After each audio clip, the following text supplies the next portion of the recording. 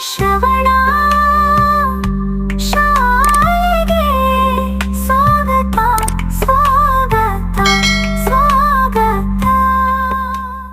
मिर्च मसाला। लोक कथा। एक दिन शाम को भोलू आंगन में बैठकर दूध पी रहा था। उसे खांसी आई, दूध का लोटा लुढ़क गया तथा थोड़ा सा दूध मुंह से निकलकर जमीन पर फैल गया। फैले दूध में उसको 2 पंख दिखाई दिए। वह घबरा गया। अपनी पत्नी हीरा को बुलाकर कहा, देखो, तुम किसी से नहीं कहोगी तो मैं तुमसे एक बात बताऊं। कसम से किसी से नहीं कहूंगी, पत्नी बोली। भोलू ने दूध में पंख की बात बता दी। हीरा इस बात को पचा न पाई। उसका पेट फूलने लगा। अपनी पड़ोसन चंपा से कहा, एक राज की बात है। जानती हो आज क्या हुआ? उनके मुंह से कबूतर के पंख निकले, बहुत सारे। मुझे चिंता हो रही है, पर किसी से मत कहना। चंपा बोली, तुम भी किसी से मत कहना, लोग बात का बतंगड़ बना देंगे।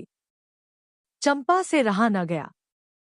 उसे लगा कि अगर यह बात किसी से नहीं कही तो उसका पेट फट जाएगा। अपनी सहेली चमेली को देखते ही उसने सारी बात उगल दी। कहने से पहले चमेली से वादा करवा लिया। चंपा बोली, देखो तो, भोलू जी को आज खांसी आई और उनके मुंह से एक पूरा कबूतर निकला। चमेली को विश्वास नहीं हुआ। पूरा कबूतर? कबूतर तो इतना बड़ा पक्षी है, खाया कैसे होगा? कुछ ही देर बाद किसी पड़ोसन ने सुना कि भोलू के मुंह से झुंड के झुंड कबूतर, कौए, गोरैये, मुर्गे आदि निकल रहे हैं। गांव में यहाँ तक खबर फैल गई कि कई आकार तथा रंग के पक्षी, विदेशों के पक्षी भी भोलू के मुंह से निकल रहे हैं और इन पक्षियों से आकाश भर गया है। राई का पहाड़ बन गया। यह चमत्कार देखने के लिए दूर दूर से लोग आने लगे। बेचारा भोलू भयभीत होकर किसी एक पेड़ पर छिप गया था।